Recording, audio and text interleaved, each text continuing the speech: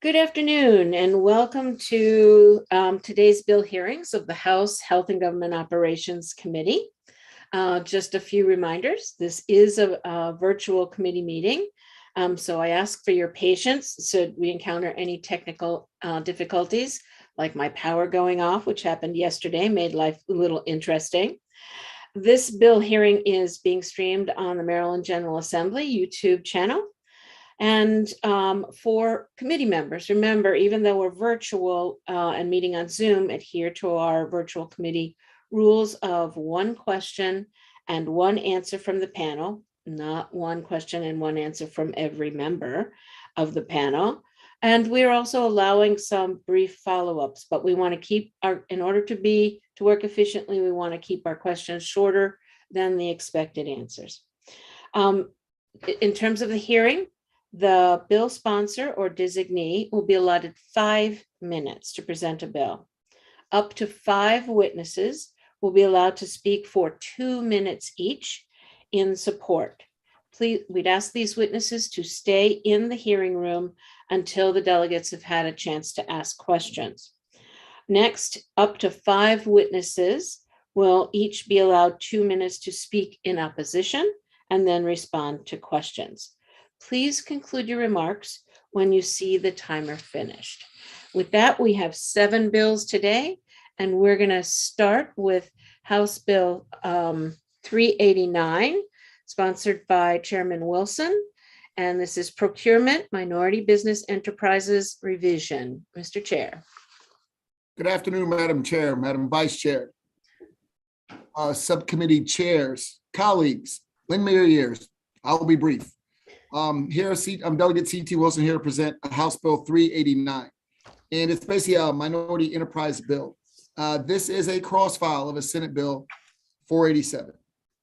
Basically, what this bill does, it requires a procurement officer to, upon an invitation for bids or RFP, to include a summary of the factors that's going to be used to determine the degree of minority business enterprise participation, and authorize certain entities to retain their certification as an MBE as long as they participate as a mentor in mentor programs set up by the Governor's Office of Small Minority and Women Business Affairs. And in addition to that, what this does is it sets up statewide participation goals by industry type. It requires the executive branch to create an annual report as a result of basically demonstrating the compliance assessments as far as how we've met or come close to meeting our MBE goals. It requires the office to maintain and publish on a website a list of contractors who persistently fail to meet our contract goals, and requires certain use of the executive branch to designate procurement specifically for small business reserves under certain circumstances. And lastly, it creates a minority business enterprise ombudsman in the office, and alters the definition of responsible bidder or offerer to exclude contractors who persistently fail to meet contract goals. That's what my bill does in a nutshell. Again, we're trying to, and year after year, come back, and I'll be back again in a few weeks, deal with how we have our minority participation and ensuring that somehow we are doing a better job, because right now we are really missing the mark. That's what this bill does in a nutshell. Thank you. I look forward to your favorable report. Thank you, Mr. Chair. Are there questions? This is Chairman Wilson is the only speaker on the bill. Are there questions for Chairman Wilson? I have a question, Mr. Chair. Yes. I'm learning that there is a target for minority business enterprises to be engaged in. And there was one discussion, or has been a discussion, about perhaps making it, I think this is what your bill is getting to, but I want to check, making it industry specific. So Correct. Right now, most are in construction. Correct. But there are very limited participation in other areas. Will your bill be set targets for each of those different industry areas? Yes, it will, with that exact expectation, because in like networking, technology, things of that nature, our expectations, they're not even out there. We just kind of focus on construction as the only way for minority businesses to make money in the state. And I believe we can do better. Great, thank you. Delegate Salega. Thank you. Thanks so much for being here, Chair Wilson. Good to say that.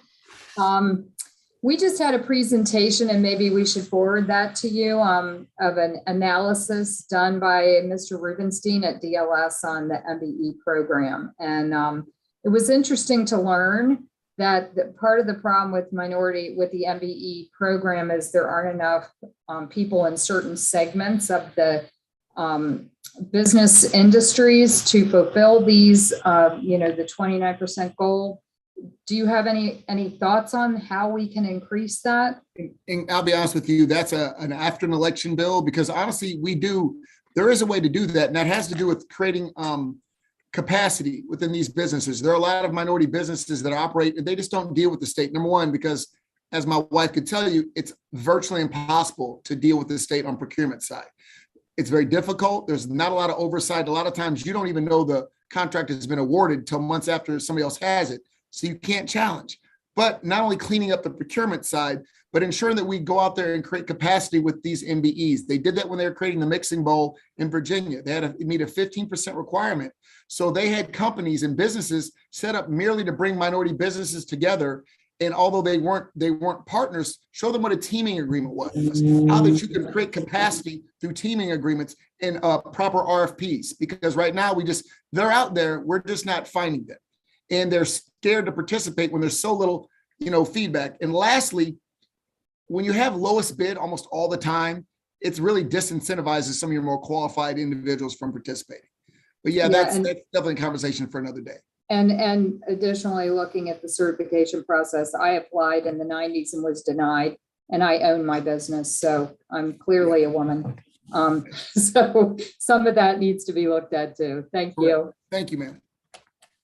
Thank you. Thank you, Mr. Chair. Seeing no further questions from the committee, that concludes the hearing on House Bill 389. Thank you, Mr. Chair, for being with us today. And we'll move to the next bill, which is House Bill 399, Prince George's County Delegation and Montgomery, Washington Suburban Sanitary Commission Minority Business Enterprise Utilization Program, Termination Extension PG/MC 105-22. And this is going to be, I think it's Delegate Carr who's presenting this. Yes, thank you, Madam Chair. Good afternoon, colleagues. For the record, I'm Delegate Al Carr, here to present this local bill.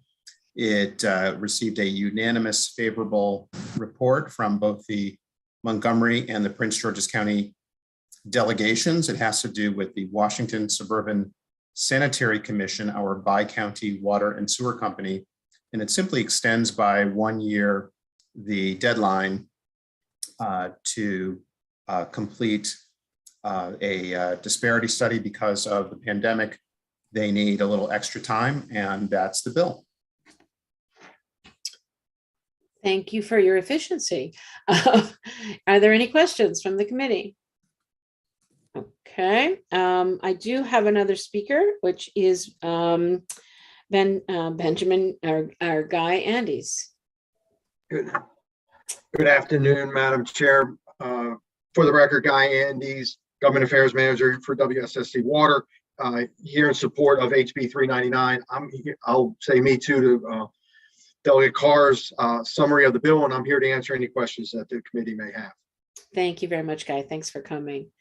Are there any questions? Seeing none, that concludes the hearing on House Bill 399. Thank you, Guy and Delegate Carr. We will move to House Bill 286, being sponsored by Delegate Keiser, Emergency Medical Services, Paramedics, Immunization Administration, effective date. My understanding that this is going to be presented by Gracie Tanner. Madam Chair, it will be, but I just wanted to thank you. I just wanted to quickly mention, and I was hoping I think she's here. Gracie is my intern. She's a former top student in 2 of my different classes at the University of Maryland. She's a Maryland native, a junior and a public policy and journalism double major. And she's been doing some work on this bill, so she's speaking on my behalf. Thank you. Thank you very much, Delegate. Ms. Tanner, you have 5 minutes. I did not see her in the participants list. It would say Ann Keiser from my office. That might be.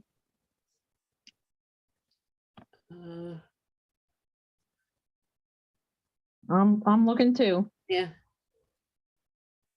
Gracie Tanner, are you online?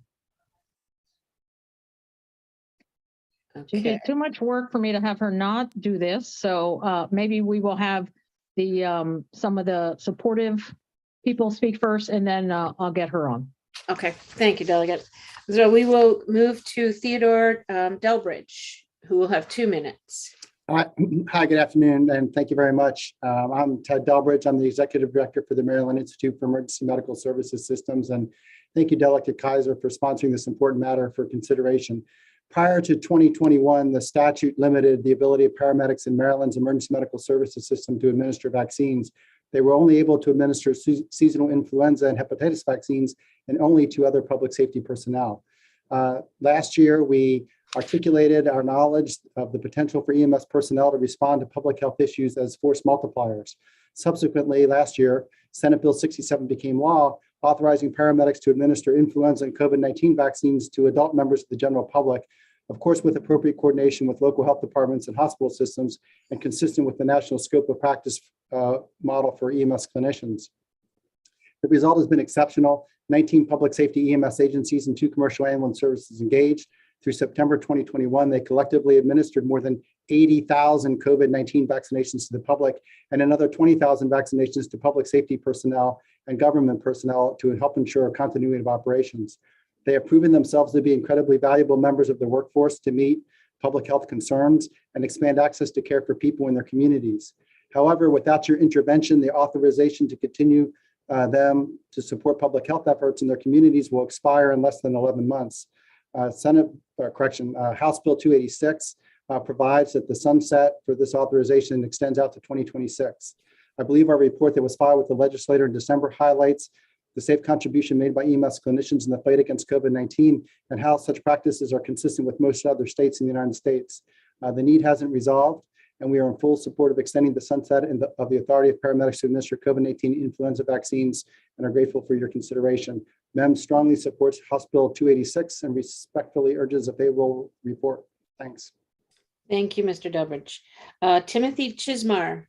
Madam Chair, my office member is here.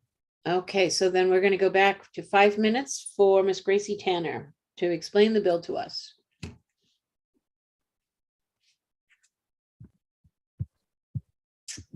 Gracie, Where are you?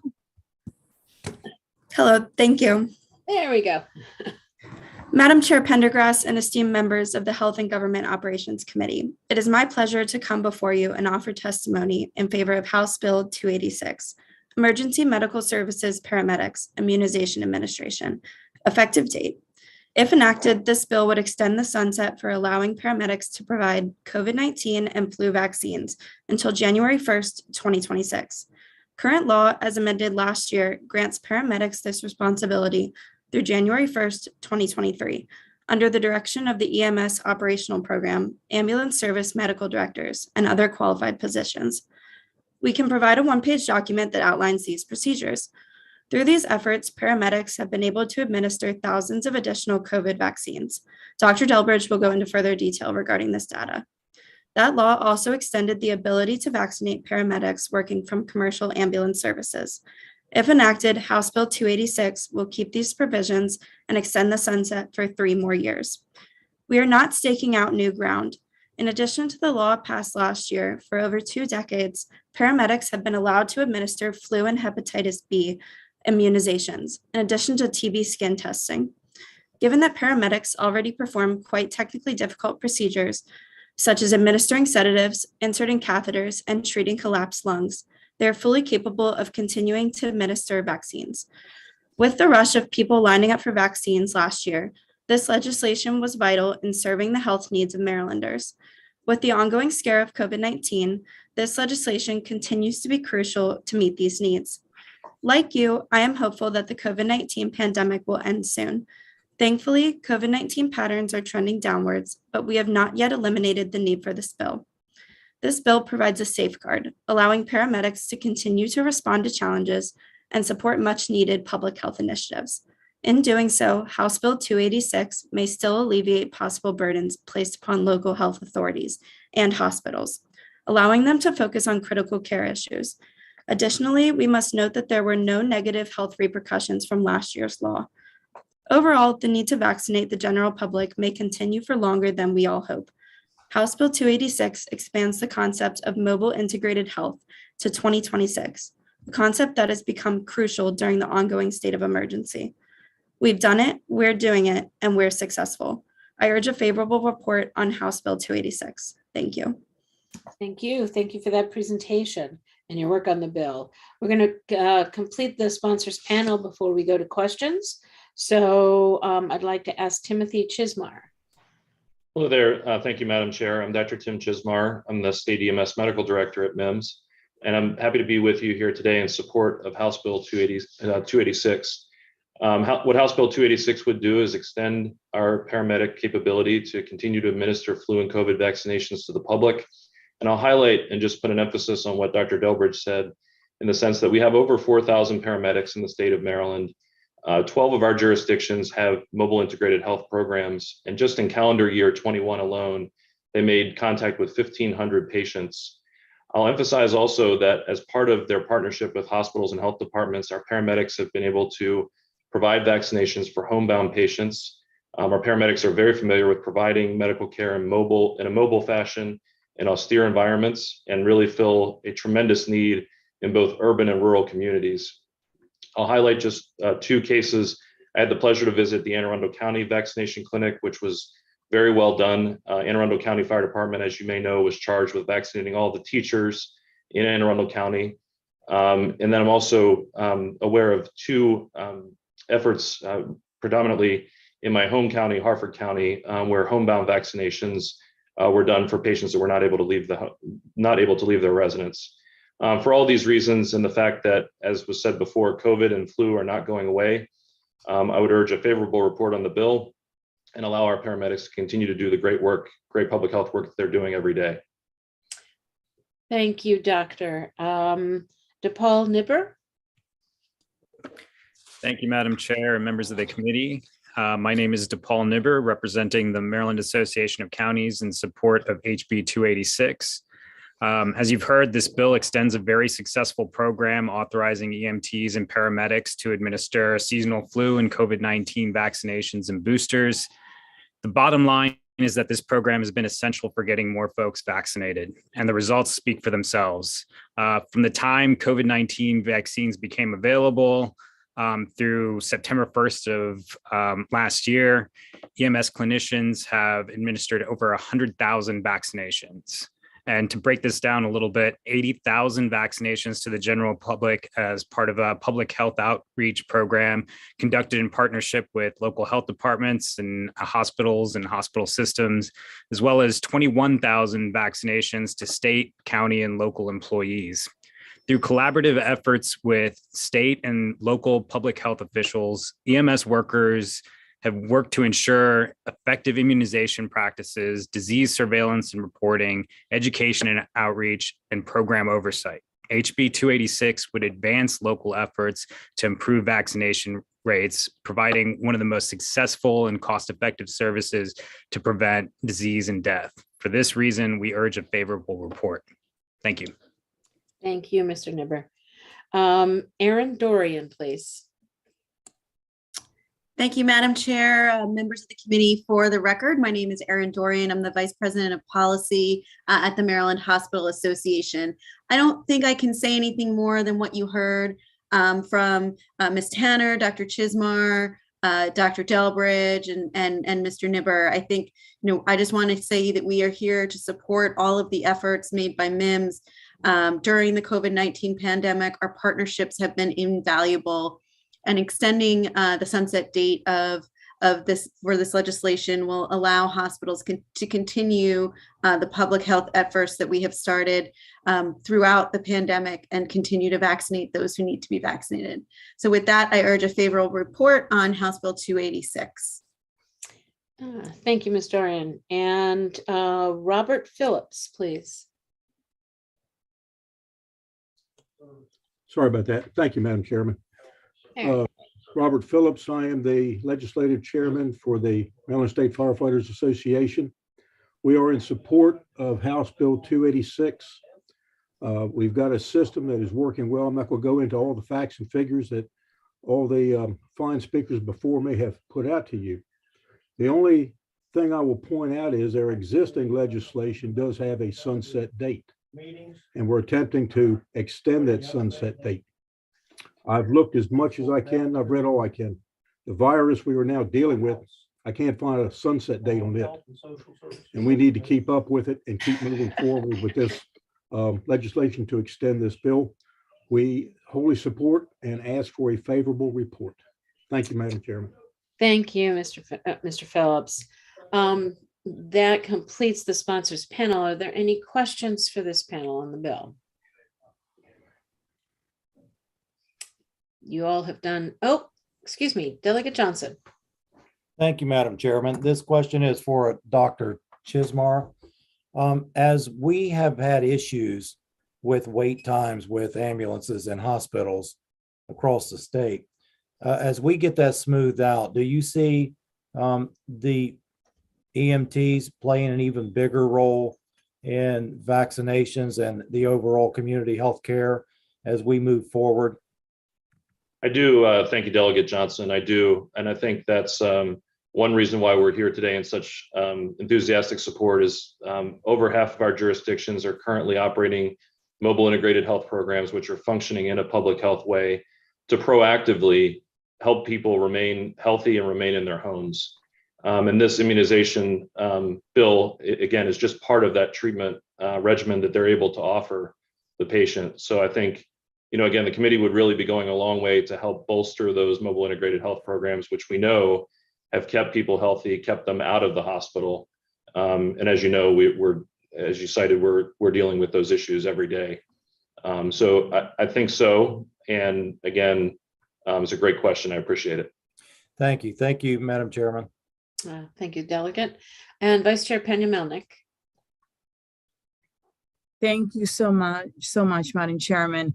I'm so glad that you addressed the work shortage that we're having and we're experiencing as well. I have to say that I have a new appreciation for the work that they do because my son is a volunteer firefighter and is learning, has been taking all the courses to drive the ambulance. And this week alone, he spent 5 days because he has to get all these hours and just got his license. So they work so hard. You know, I did not understand the work that it took. And I wanted to just ask you a simple question. Do you think we're going to be in this situation for a while with this pandemic and the possibility of, you know, another variant? Well, thank you, Vice Chair Pena-Melnick. I do think that this future is uncertain. And I think as we hear about other variants coming down the line, that we have to maintain a prepared and ready state. And again, while I can't see into the future too far, I can foresee needing either boosters for COVID-19, but also for seasonal flu. And that's another part of this bill as well.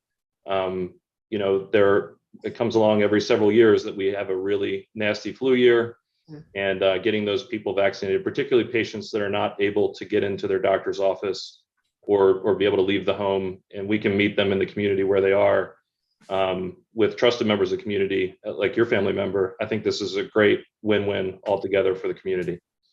Thank you so much. Thank you for your service. Thank you. Thank you, Madam Chairman. Thank you, Delegate. Delegate Krebs. Two questions in one here, the cheat. Do you guys, you might have already answered this, but do you guys have to still report in the state database on the vaccines that you give? Yes, Delegate Krebs. Yep. And then the second question, we're talking about the date and whether this should be permanent or not. with regards to training, has your training had to change so you can do this? And will you be having this in the paramedic training or EMT training forever? And if that's the case, why should we limit it to a sunset? Yeah, I think as Dr. Delbridge highlighted, one of the prior speakers highlighted, we've been doing this for roughly 20 years, providing vaccinations. It's just that we were limited by the law to just members of public safety. So it would not require a change to the curriculum. All of our paramedics get this as part of their standard curriculum. And it does really foster a great partnership between EMS and the health department and the hospitals working together. So we don't anticipate additional training hours. And again, this really fosters great partnerships as an outgrowth. So you're already trained and you're already reporting and you're just expanding who you're doing it. Thank you. Yep. Are there any other questions from the committee? Okay, seeing none, we do have an unfavorable panel. I'll begin with Emily Tarsal.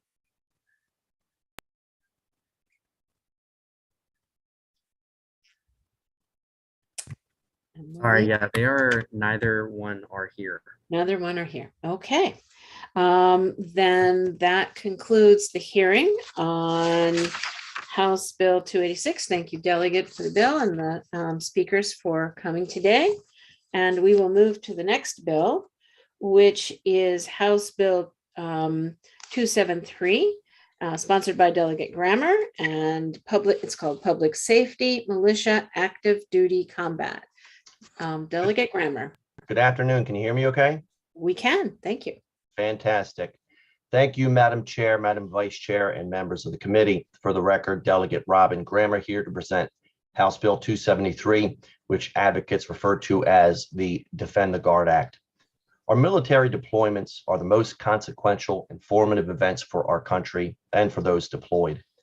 For me, the most important reflections on our military engagements are given by those returning from deployment, such as the stories told by veterans returning from Afghanistan, who talked increasingly about politicized military leadership, mission creep, and a lack of direction in military decisions. Most Americans are likely unaware that, in addition to Afghanistan, U.S. troops have recently seen combat in Mali, Nigeria, Kenya, Somalia, Yemen, Syria, and Iraq. The burdens of these conflicts lay squarely on the shoulders of our sons and daughters. Many veterans suffer greatly from these conflicts. Thousands suffer loss of life or limb, carry the baggage of post-traumatic stress syndrome, or other mental health issues. When one of your constituents shares a Facebook post performing 22 push-ups, they likely do so with the thought of a friend or family member who suffers from post-deployment mental health issues or has committed suicide. We should also note that deploying troops to another country leaves us without support at home. Frequently, our National Guard is in another country, unavailable to deal with domestic issues. As our national leaders contemplate war with Russia or China, this issue is most timely. And although we have no authority on national war declarations, state law does govern Maryland service members. House Bill 273, the Defend the Guard Act, which has been sponsored in more than 40 states, attempts to deal with this problem. It does so by limiting the deployment of the Maryland National Guard to the constitutional declarations of war. Justifications for our foreign engagements should be clearly defined so that both the public and our service members understand what our goals are. Our service members should be guided by clearly defined victory conditions.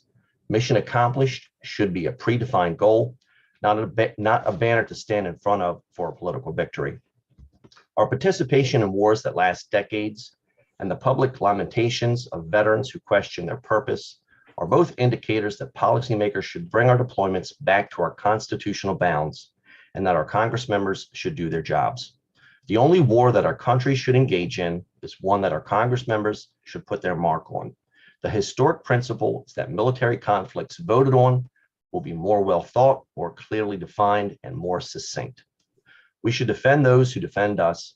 And with that, I'd be happy to take questions, and I'd ask for a favorable report on House Bill 273. Thank you, Delegate. We'll hear from your panel and then open it up for questions. So I'd like to call on Eric Blitz, please.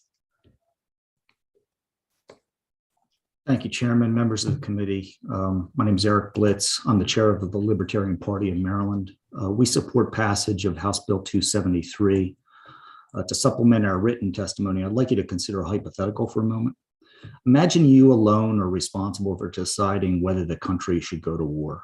If you're like me, you might want to know the answers to some important questions and ask many experts for their input.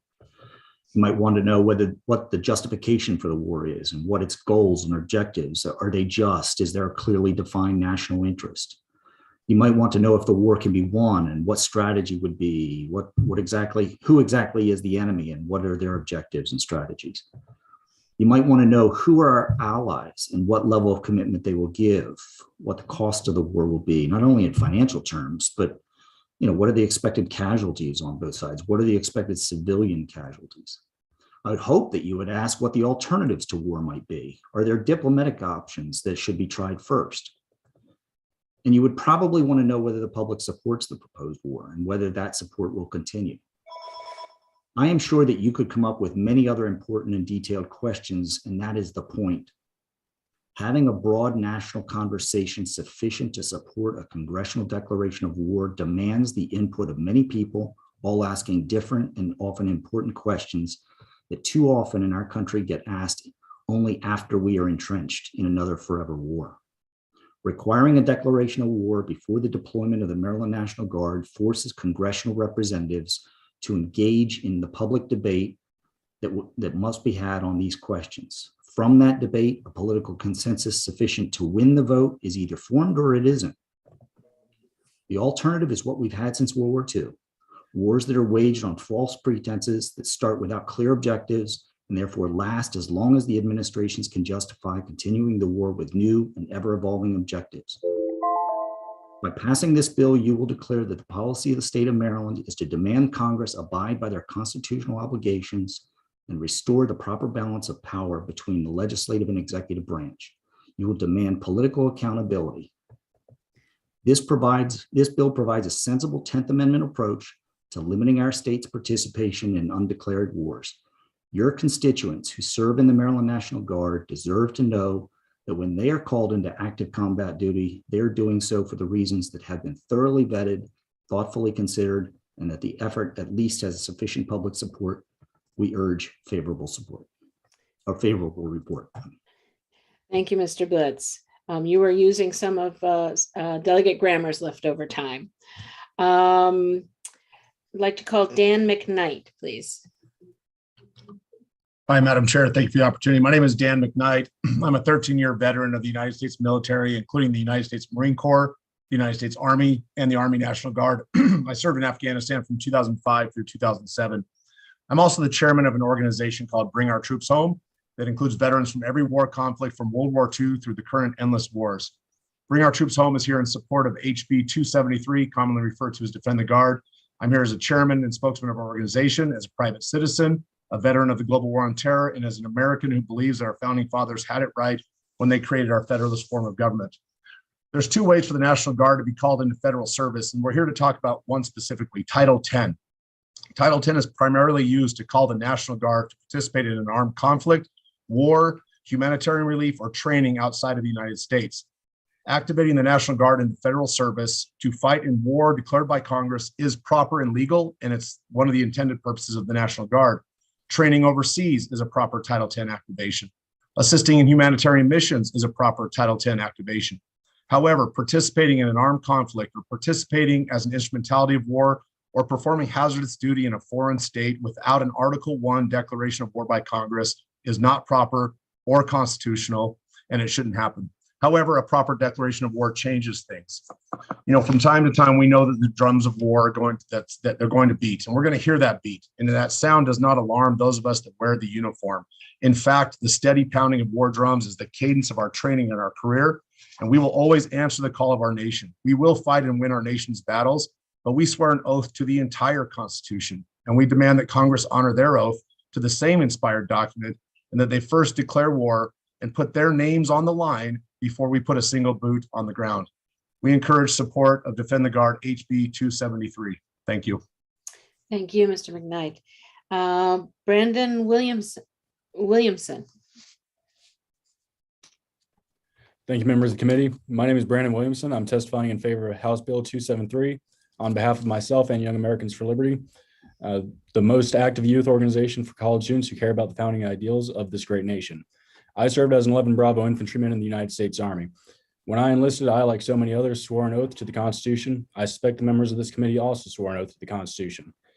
As a veteran, I take my oath to the Constitution very seriously. It offends me quite deeply when our elected officials break their oaths to the Constitution. You may be asking, how are they breaking their oaths? Well, according to Article 1, Section 8, Clause 15 of the United States Constitution, Congress, not the president, has the authority to declare war.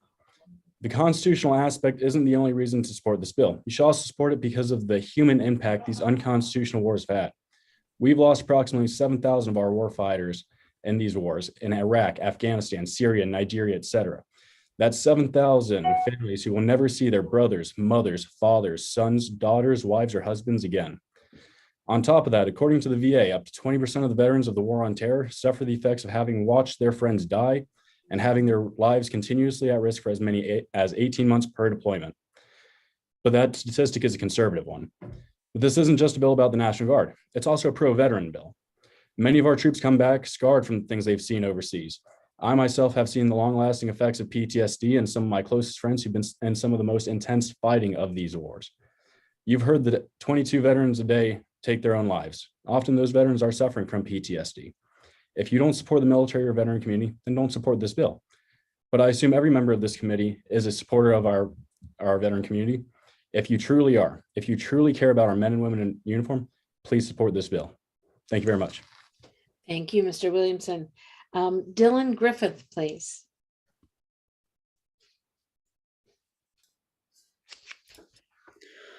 Yeah, thank you, members of the House Health and Government Operations Committee, Madam Chair.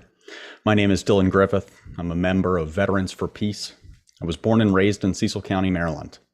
I'm a veteran and served in the Helmand Province in Afghanistan. While I'm now a Delaware resident, I work in Maryland, and my entire family is there. I'm grateful that HB 273, Defend the Guard, is getting the attention it deserves. In Delaware, I work with the Defend the Guard initiative, and we hope to have a bill filed shortly. Defend the Guard provides an opportunity to put the oft-used term, support the troops, into action. It is no longer good enough to use the words as a slogan. This country must defend those who are willing to go to war by making sure that they are only sent into harm's way when it is absolutely necessary. State legislatures should take this opportunity to place limits around how we intervene in foreign countries and at what expense. Maryland has this opportunity with Defend the Guard, and they should use it to protect their state militia. Guardsmen are critical responders in their community before they are warfighters, and Maryland should reject the continued attempt to blur the lines and to employ them improperly. I work in public safety in Maryland among many who still serve in the National Guard. They joined the Guard to support their state, and Maryland has had its share of disasters over the years where their skills and capabilities have been much needed. The Defend the Guard Act protects critical state assets so that they are available during emergencies, and it protects our sons and daughters by ensuring that if they are sent to defend this country, it is only in response to an existential threat marked by a congressional declaration of war. I support HB 273 and am grateful to the committee for the opportunity to speak today. Thank you. Thank you. And Alyssa Corpio.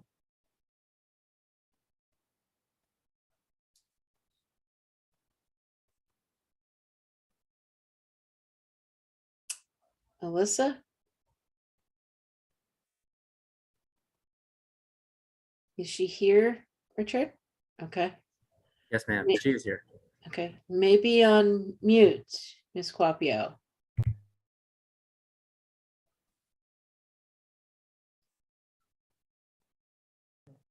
Okay. There we go. Hi, sorry. Yeah. I'm testifying about HB 273 because I think it's a really important bill for that the National Guard isn't being used overseas. This bill is great because it's nonpartisan. Democrats and Republicans can get around, can agree that our National Guard should be used for domestic emergencies in Maryland and around Maryland, especially for our Maryland National Guard. That it's not just about one president. It was initiated under President Trump, but it continues to grow. from 1 state to 44 states now. And I think once one state passes it, other states are going to follow. It also does allow for the National Guard to be used abroad, but only if Congress declares war. So it just keeps us more constitutionally tight, I guess, as you would say. So that if the National Guard is really needed by our federal government, it could be used, but only if they're using their, constitutional mandate to declare war. And then the reason that it's important too is, like, for example, Louisiana's Guard, when they came back from Syria, there was a lot of burnout and it was really difficult to retain National Guardsmen, and so that they didn't have the support for COVID that they needed, the response for COVID. We want to be prepared in Maryland for disasters or emergencies that come up, and especially us being right outside of DC, it's even more important that our Guard is available for anything that could happen there. And then just as a smaller side note, National Guardsmen and women tend to be in service fields, tend to be teachers, firefighters, and small business people. So when they're not in Maryland, it is a void to our state. So those are some of my thoughts on the bill. Thank you very much for coming and speaking to us today. That concludes the speakers panel. Are there questions for the delegate or the rest of the panel? Delegate Johnson. Thank you, Madam Chairman, and thank you, Delegate, for bringing this bill. And thank all of you for your service who have testified here today. I spent 10 years in the Guard myself, so I understand when you say that they're always ready to be called up. However, can anyone tell us how many times that they have been activated without a vote of Congress? Mr. McKnight, you have that information? Yeah, the National Guard has been deployed constantly since 1942 and never had a congressional declaration of war. It's never been done right. Congress has advocated the responsibility for almost 80 years. Thank you for that answer. Thank you, Madam Chairman. Another small note, they're active right now. They're actually National Guards folk in Ukraine, training Ukrainians. It can only be assumed that if we did see a conflict there, the National Guard would be involved. Okay. Thank you, Delegate. We generally only allow one answer to a question, but I wanted to give you an opportunity to finish. Are there any other questions? Delegate Bagnall. Thank you, Madam Chair, and thank you to the bill sponsor. Just to follow up on the point you just raised, under this bill, if the National Guard were deployed on a non-active combat mission, and then there was combat, would they then be recalled under this bill? If they were, for instance, on a training mission, and then there was active engagement, would they then be recalled under this bill? I think the most direct answer to that question is yes. Under this bill, we would limit the use of our state guard to the constitutional declarations of war, and if they would be deployed under any non-constitutionally declared action, they would be brought home. Yes. Okay. Seeing no other questions from, Delegate Riley. Just in time. Thank you, Madam Chair. Sorry, it was quick. As I was going off, it's like I did have questions. So you said 80 years they haven't used the Article 10 to get congressional approval. So if something did happen, say this bill passed, and they want to follow Article 10 and get congressional approval, can they do that at any time, call special session if they're not in session, or do they have to only do it during that time frame that they're in session? How would that work? Like if something came up and they knew it, we needed the National Guard, and pretty much, everybody, even the National Guard themselves, supported that effort, said, yes, we need to help out and do our job. Can Congress call that at any time? Delegate Grammer, do you want to address that or? I could speak to that, but if someone else wants to speak to that, who's a little bit more knowledgeable, I'm fine with that too. Mr. McKnight, maybe? Sure, I'd be willing to take it on. Absolutely, Congress can reconvene for a declaration of war, an Article 1 declaration of war conference at any point in time. And it's been done throughout history. After Pearl Harbor, they met the next day and formed their declaration and had their debates.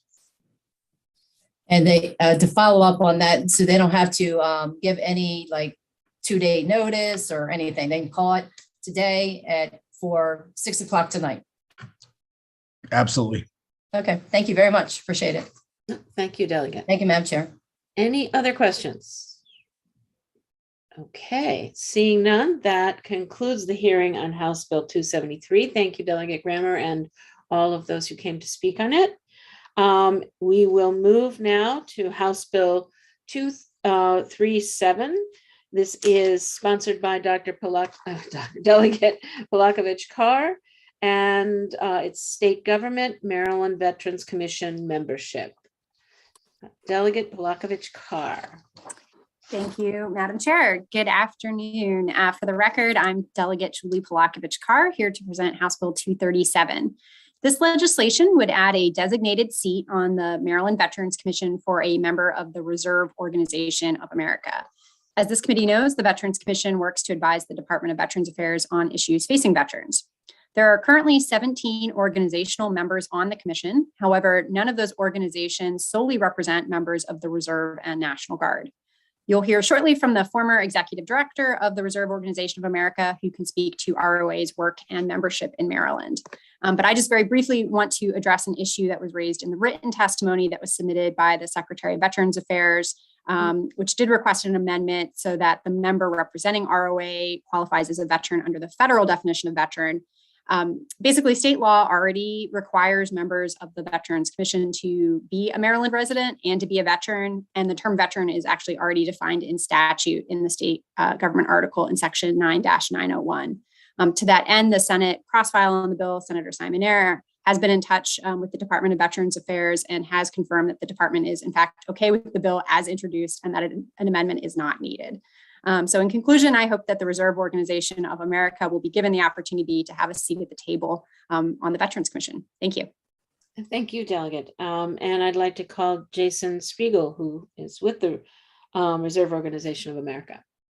Thank you, Madam Chairman. My name is Jason Spiegel, and I'm testifying on behalf of the 1,000 members of the Maryland Department of ROA. We strongly support HB 237 and hope to have the opportunity for one of our members to represent us on the commission. I want to thank Delegate Polakovich Carr for introducing this bill and for her consistent leadership and support of veterans. I testified earlier today in front of the Senate committee considering Senator Simon Ayer's bill, and just for the record, the amendment was not raised in his oral testimony. Real briefly, ROA was founded 100 years ago by General John Pershing. ROA was chartered by Congress in 1950, and the congressional charter was signed by President Harry Truman, one of ROA's first members and an early president of the Missouri Department of ROA. The Maryland Department of ROA provides a variety of services for members of the reserve components, including leadership training, mentorship, and networking. Perhaps most importantly, ROA offers a litigation support center for its members, which is valuable for those who experience problems with their civilian employers when they return from deployment or an active duty tour. ROA's attorneys have filed amicus briefs at the U.S. Supreme Court in support of reserve personnel dismissed from civilian employment because of their military obligations. As a member of the commission, ROA will be able to give voice to the unique concerns of National Guard and Reserve personnel of all ranks, officer and enlisted, including their reemployment, pay, benefits, medical care, education, and other needed support. For those reasons, we request a favorable report on SB 237. Thank you. Thank you, Mr. Spiegel. Are there any questions for the delegate or her panel? Okay. Seeing none, thank you Delegate very much for bringing us this bill, and it concludes the hearing on House Bill 237. We will move to the next bill, which is House Bill 279, sponsored by Delegate Rogers, and it is Veterans Affairs, Office of Communications and Public Affairs, Veterans Advocacy and Education Act. Delegate Rogers. Good afternoon, Chair Pendergrass, Vice Chair P.M. Melnick, and members of the mighty Health and Government Operations Committee. For the record, I'm Delegate Mike Rogers, Legislative District 32, Anne Arundel County. I respectfully request a favorable report of House Bill 279.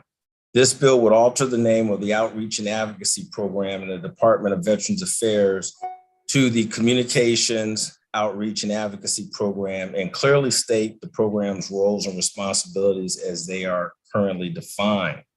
The program, in collaboration with the Maryland Higher Education Committee, actively assists veterans and their dependents become aware of and access education, training, benefits to which they are entitled. The name change and clear explanation of duties ensures continuity of operations and clarifies for all stakeholders, most specifically veterans and families, the roles and responsibilities of the program. This bill provides transparency related to the program's functional responsibilities to state and local government leaders, as well as to members of the General Assembly. Again, I request a favorable report for HB 279. Thank you very much, Delegate. And we'd like to hear from Dana Burrell, please. Good afternoon, Madam Chair and members of the HGO Committee, Delegate Rogers, Deputy Secretary Finn. Thank you for the opportunity to be here with you today. My name is Dana Burrell. For the past 8 years, I've served the Maryland Department of Veterans Affairs as the Outreach and Advocacy Program Director. I have seen and know firsthand just how much this program has evolved and expanded since its inception in 2006. I will be brief today and speak specifically to the amendment to House Bill 279. This amendment only serves to modify the name of the program, should the bill pass, from the Office of Communications and Public Affairs to the Communications, Outreach, and Advocacy Program. In lieu of changing the title from a program to an office, the amendment makes it clear that the department continues to provide outreach and advocacy, but recognizes the transformation of the program and its evolving role in communications. The amendment ensures continuity of operations and consistency across MDVA programs. Every other arm of the department is a program, so therefore the role of communications, outreach, and advocacy should also be encapsulated as a program. The amendment also reduces confusion. Outreach and advocacy has been a cornerstone of this program. If the program title changes to the Office of Communications and Public Affairs, our constituents might wonder if outreach and advocacy on behalf of veterans and their families has ended, which it has not. This is a common sense bill and amendment with no fiscal impact. It clarifies how the program has evolved. It describes the added responsibilities placed on the program, and it clarifies to all whom we serve exactly what we do. I respectfully ask that this committee provide a favorable vote with amendment to House Bill 279. Thank you. Thank you. We have a speaker who is favorable with amendment that I'm going to include on this panel, so the committee has the full range of information. So that's Robert Finn. Thank you, Madam Chair and committee members. I thank you for the opportunity to present testimony today in support of the amended House Bill 279. This bill will clarify the roles and responsibilities of the Outreach and Advocacy Program in the Maryland Department of Veterans Affairs as it renames the program in a manner that makes its purpose clear.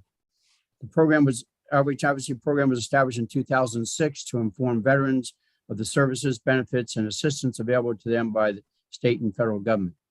And over the course of the last 15 years, the program's communications, role, and program management responsibilities have increasingly expanded to include, but not limited to, designing marketing materials, managing the department's website, serving as the public information officer, and distributing and creating the electronic newsletter. The program also manages the social media engagement to include Facebook, Twitter, Instagram, and YouTube.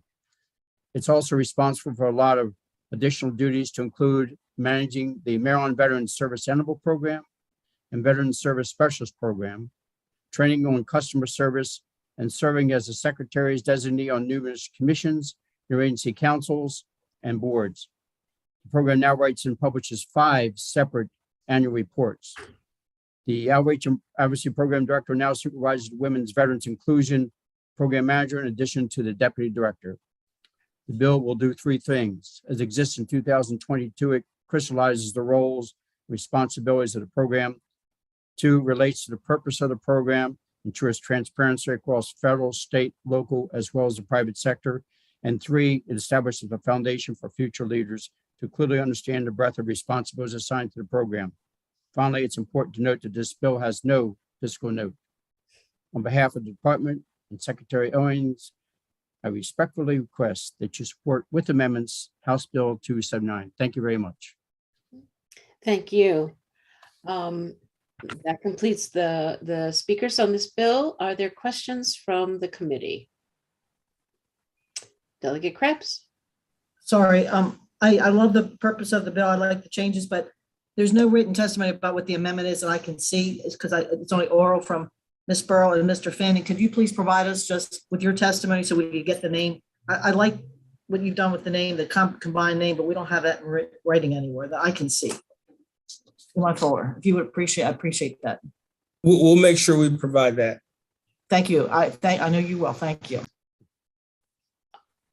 And so, Delegate, you have agreed to the recommended amendments, correct? Yes, I have. Okay. Okay. Are there any other questions from the committee? Okay, great. Then that concludes the hearing on 279. Thank you, Delegate Rogers, and your panel. And we will move to House Bill 292, sponsored by Delegate Davis. Occupational Licensing Boards and Commission on Judicial Disabilities, reporting disciplinary actions. Delegate Davis. Thank you, Madam Chair. Good afternoon, colleagues. For the record, I am Delegate Deborah Davis from District 28 in Charles County. I'm here to present HB 292, and in short, it's a reporting bill to require business occupational licensing boards to record demographic evidence of disciplinary actions for professionals in statewide agencies. It's cross-filed as SB 555 with Delegate Ron Watson. As most of you may know, I'm a practicing attorney of over 28 years. The nexus of this bill arises out of the long-held perception among minority attorneys, particularly Black attorneys, that they are targeted for discipline and disciplined more harshly by the Attorney Grievance Commission, which is the regulating body for attorney licensing. While we recognize and appreciate the judiciary's argument about the separation of powers, I would argue that they have failed in this area to police themselves. This and other groups of professionals have no other redress but to appeal to their legislative representatives for assistance. The best way to dispel the perceptions and to deal head on with the issue of disparate treatment is to keep records. We worked on this, the idea of this bill over the interim, and several other professional groups reached out and asked to join the bill. And that's why it's broadened to include all professional licensing agencies in the state. In closing, no agency can even begin to defend themselves against disparate treatment because they don't keep records. I have compiled a panel of attorney leaders in their own respective areas of the law who are bold enough to step forward and demand transparency and accountability. Thank you, and we respectfully request a favorable report on HB 292. Thank you, Delegate. We'll hear from your panel and then we'll take questions. So I would call on Valeria Tomlin. It's Valeria. Oh, Valeria, I'm sorry. Quite all right. My name is Valeria Tomlin, and I own and operate Tomlin Law Offices, LLC. And my primary practice area is family law. I have the privilege of working with many families throughout the state of Maryland to address issues that impact the fabric of our overall community. I support House Bill 292. because it lays a needed foundation to measure and magnify the treatment of professionals who hold licenses in our great state. I've personally experienced the process associated with Bar Council, and that experience prompted me to create a solo small firm conversation to check in on the mental health and welfare of my colleagues. I consider myself a mentally strong person, but after 2 years of an administrative process that is slated to take 90 days and now 120 days, I wondered if my experience was common. I received a grievance in November of 2019 from a male client written in crayon on ditto paper. This grievance was filed 30 days before his handwritten coupon to provide a 2-hour body massage was set to expire. His grievance expressed concerns about me knowing opposing counsel and not completing an order. The order was post-judgment and not a part of his contracted services. The legal profession requires one to address complicated and often weighty matters for the citizens of Maryland. It is imperative that the bodies that oversee and discipline, if needed, the legal community and other professionals holding licenses are required to provide an annual accounting of its decisions. The accounting will measure its treatment of the community that it serves. We instruct our children in all our communities not to bully. As adults, it is not a term that we often use, but unfortunately, it applies when individuals are left unfettered and unchecked. I really hope that this committee supports the bill. I believe it helps everyone as a whole. We rise and fall as one. And I believe that that's the message that this bill will promote. Thank you. Thank you, Ms. Tomlin. Carolyn Elephant. Yes. Good afternoon. My name is Carolyn Elephant. I'm a member of the Maryland Bar, the owner of my own small law firm, and publisher of myshingle.com, a national blog dedicated to celebrating and empowering solo and small law firm owners. Thank you for the opportunity to testify today in support of House Bill 292, which, among other things, would collect data on the gender and race of lawyers who are the subject of disciplinary action by Maryland licensing boards. According to American Bar Association data, roughly 50% of lawyers are solo practitioners serving the legal needs of ordinary people. And in recent years, an increasing number of women and lawyers of color have chosen to launch their own firms in response to the pervasive racism and glass ceilings that stymie their advancement at large firms. Yet in spite of the critical role of solo and small firm practice to access to justice and diversity within the legal profession, studies from other state bars and by university professors show that solo lawyers and lawyers of color are disproportionately targeted for discipline by grievance committees. Through my blog, I've been made aware of strong anecdotal evidence that Maryland's disciplinary boards likewise disproportionately target and punish solo lawyers and lawyers of color. House Bill 292 is a benign first step that would enable the legal profession and the public we serve to gather information on the extent and nature of the institutional bias. In addition to collecting data on race and gender, I would also suggest gathering data on a lawyer's firm size as well. As the saying goes, we cannot manage what we do not measure. To vote against House Bill 292 is to vote to remain in the dark about the racism and bias in institutions that regulate Maryland lawyers, instead of shining a light on these practices and taking steps to improve them. Thank you again for the opportunity to testify on this critical issue. Thank you. Jay Wendell Gordon, please. Good evening. My name is Jay Wendell Gordon. I'm a trial lawyer as well as a sole practitioner. In addition, I'm past president of the Monumental City Bar Association, which is one of the oldest specialty bar associations in the country, founded in part by the Honorable Thurgood Marshall, former Supreme Court Justice. In our state, I think this is a very uncomfortable subject to talk about, and indeed it needs to be discussed. And not just among lawyers, but doctors as well. I've seen an uptick of doctors being disciplined for rather minor violations, as well as lawyers and nurses as well. And so, and when I say the uptick comes from those in the minority community. There are a lot of lawyers who really want to be a part of this and really support this bill, but they are afraid to be on camera and to be out in the public because they're afraid of backlash and targeting. That is a real issue, whether one perceives it as their reality or whether it's reality at all. it creates this fear and intimidation amongst the community. And I do believe that instead of denying discrimination, let's try to dismantle it. One of the ways of dismantling discrimination is to provide support for House Bill 292 so that we can collect this data. And so it's not just a bunch of folks just saying this is what's occurring, but we actually have proof. If there is proof, and if we're doing fine, then let us know that as well. Let us, in the minority community, recalibrate our minds and get it off the fact that perhaps this is not what's going on. So we wish for this support to study this issue, report these findings, and to take action. Because again, the only way that we are going to dismantle discrimination is to stop denying it and address it, confront it, and resolve it. Thank you. Thank you. And our final witness is Erwin Kramer. Thank you, Madam Chair. I'm the guy that lawyers call when they're charged with professional misconduct.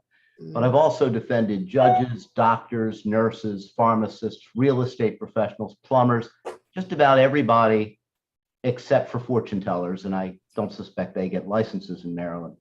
I support this bill because it provides for transparency in the disciplinary process. Getting this demographic data isn't just about guarding against systemic racism. The more information we have on what portions of these industries are most affected, the greater the interest in industry groups to work with their constituents to prevent problems that prompt discipline. That may be one reason why MedChi, for example, in connection with doctors, is very supportive of this measure. I represent mostly lawyers. They keep me busy. A disproportionate number of them are minorities. I believe the reasons are not necessarily racism. They often return to their communities, less affluent clientele. They do a larger volume of what we call low bono work with fewer resources as sole practitioners, and that creates problems. If we knew, rather than just my anecdotal thought, what segments of the bar are most prone to discipline, these associations that have them as constituents would take a greater interest. Let's not confuse transparency with an invasion of privacy. The objection that collecting this data would invade privacy is ridiculous. It is optional under the bill, and the publication of this data would not involve personally identifiable information. But as a practical matter, most of these agencies, including the Attorney Grievance Commission, publish the names anyway. This is important to ensure fairness and to get everyone involved in this process, and I urge its adoption. Okay, thank you very much. That completes the panel. Are there questions for the delegate or his panel? Oh, sorry, Delegate Salega. It's your hand is in the shadow. Delegate Salega. Yes, I think my hand blends in with the wall here. Maybe I'll Yes. Just really a comment to Erwin. I want to let you know that fortune tellers do need to be licensed in the city of Annapolis. Go figure. Annapolis and maybe one other place. Maybe a new client for you. You've just opened up a new clientele, exactly. Yes, and interesting Annapolis, just saying. Thank you. Thank you, Delegate. I have Vice Chair Penny Melnick. Yes, and if I may, I think that perhaps this is best for, well, whoever you would like, Delegate Davis. But I don't know if did you look at the letter from the Maryland Board of Nursing? Yes, I have. Okay, there's a provision there, the last paragraph on page 1. It says the Public Information Act, specifically the provision section 4-333 limits the board to collecting only relevant and necessary information to access the competency of candidates for licensure.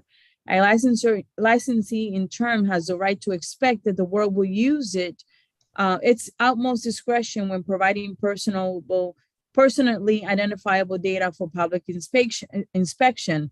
It says that they feel that this provision, what you're trying to do here, will actually, it supersedes and is inconsistent with the necessary restrictions outlined in the PIA. What will you say to that?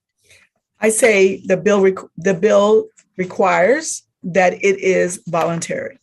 That if you want to designate your race or your sex, it is voluntary. Okay, thank you. Thank you. Thank you, Madam Chairman. Thank you, Madam Vice Chair. Any other questions? Okay. Seeing none, that concludes the hearing on House Bill 292 and the work before us today. This committee will be meeting tomorrow at 1:30 to continue bill hearings. Thank you all for your time and your testimony today. Have a great evening.